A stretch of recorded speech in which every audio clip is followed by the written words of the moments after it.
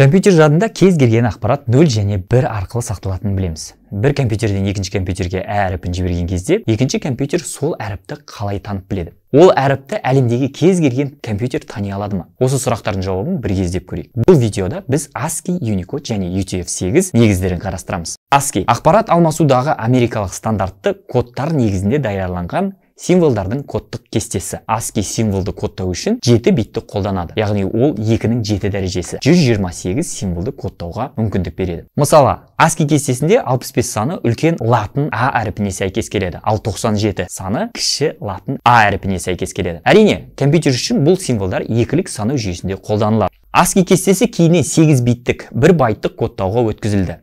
8 бит 7 битке қарағанда 2 есе көп. Яғни 2-ның 7 дәрежесі 128 болатын болса, 2-ның 8 дәрежесі 256. Ал қосалқы символдар 128, 255-ке дейінгі ASCII кестесінде орындалды. Бірақ бұл соңғы символдар қандай болуы керектігі туралы әркім әртүрлі ойларға ие болды. Яғни бұл келіспеушілік компьютердің Mojibake проблемасына алып соқтырды. Бұл мәтінді қате декодтау нәтижесінде шыққан бұрмаланған мәтін. Жапон тілінен аударғанда символдарды өзгерту дегенді білдіреді. Интернет бұл бүкіл әлемдегі компьютердің үлкен байланысы. Елестетіп көріңіз, егер грек компьютерлері тек грек тілін қабылдаса, ал ағылшын компьютерлері ағылшын тілін ғана түсінсе, Mojibake көкесі сонда болмақ. Сондықтан ASCII кестесі нақты өмірдегі қолдануға жарамсыз болып қалды. Сонымен 90-шы жылдары Unicode кодтау кестесі жасалды. Бастапқы Unicode-та кодтау 2 байттан 16 биттен тұрды. 16 битпен негізінен 65536 символды кодтауға болады. Мәселен, Hello World сөздерінің Unicode арқылы кодтауы келесі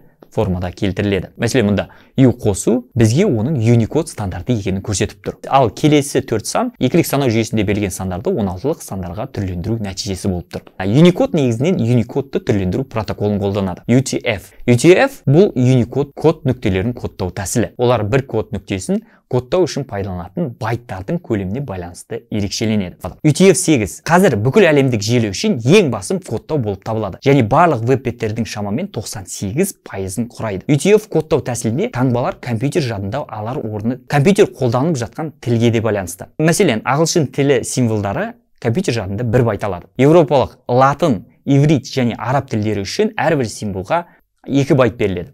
Қытай, Жапон, Корей және басқа азиялық таңбалар үшін 3 байт пайдаланылады. Сонда ағылшын тілінде жазылмаған мәтін компьютер жадында көп орын алады ма?